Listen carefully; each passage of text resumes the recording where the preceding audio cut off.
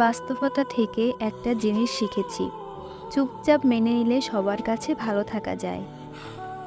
কষ্টে থাকা মানুষগুলো সবসময় একটু বেশি হাসি খুশি থাকে, কষ্ট লুকানোর জন্য। আকাশ রং বদলায় সে তো মানুষের প্রয়োজনে, মানুষ রং বদলায় নিজের স্বার্থের কারণে। স্বার্থপর মানুষ সব কিছুতেই স্বার্থ খোঁজে, স্বার্থ হাসিল হলে আঘাত করে কেটে পড়ে। কিছু মানুষ চাঁদ এনে দেওয়ার গল্প বলে আকাশটাই কেড়ে নিয়ে যায়। ঋণ পরিশোধ করা যায়, কিন্তু উপকার কোনোদিনও শোধ করা যায় না। হিংসা করে অন্যের ক্ষতি করে সহজেই করতে পারবে, কিন্তু কোনোদিনও নিজের উন্নতি করতে পারবে না। সুখ কখনো জোর করে জীবনে আনা যায় না। যখন আসে সব কিছু নিয়ে আসে, যখন যায় সব কিছু নিয়ে যায়।